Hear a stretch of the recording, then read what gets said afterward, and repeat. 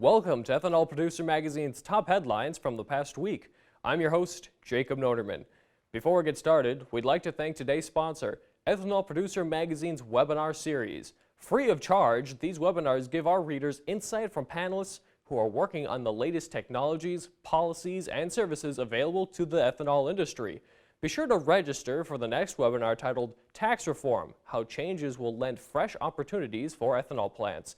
Sponsored by KCO ISOM and taking place Thursday, February 8th, the webinar will detail how to position your business to take advantage of the changes that are in play for the intermediate term, and how to manage around tax reform as it impacts the purchase of commodities from agricultural producers. Visit ethanolproducer.com to register. The U.S. EPA has released new data showing a net total of almost 19.3 billion renewable identification numbers, or RINs, were generated last year under the Renewable Fuel Standard, including nearly 230 million cellulosic RINs. Of the over 26.7 million D3 cellulosic RINs generated last year, nearly 10.05 million were generated for cellulosic ethanol. A net total of over 1.6 million D7 cellulosic diesel RINs were also generated in 2017, along with over 143 million D5 advanced biofuel RINs, almost 15.1 billion D6 renewable fuel RINs, and over 3.8 billion D4 biomass-based diesel RINs.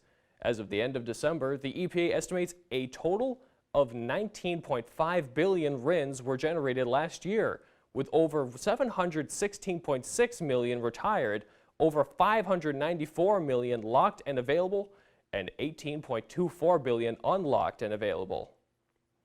The U.S. Grains Council has announced U.S. distillers' dried grains with solubles, or DDGS, exports to Southeast Asia set a new record in 2016 to 2017, reaching 2.3 million metric tons.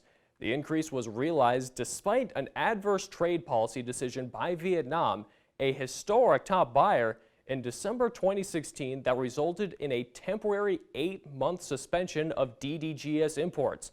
The policy decision was related to the detection of quarantine pests and resulted in DDGS exports to Vietnam dropping nearly 50% when compared to the prior year. Exports to Thailand and Indonesia, however, increased, with Thailand becoming the fourth largest buyer of U.S. DDGS in 2016 and 2017. In Canada, Enerchem Inc. recently announced it signed an agreement with China-based Sino Bioway Group with more than 125 million Canadian in the form of an equity investment in Enerchem, future licenses, equipment manufacturing, and sales. As part of the agreement, the two companies also plan to create a joint venture that will lead the construction of more than 100 Enerchem facilities in China by 2035.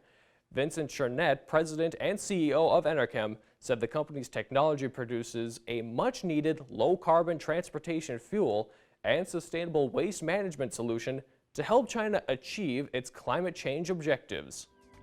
Thanks for tuning in. We'll be back next week with more of the ethanol industry's top stories.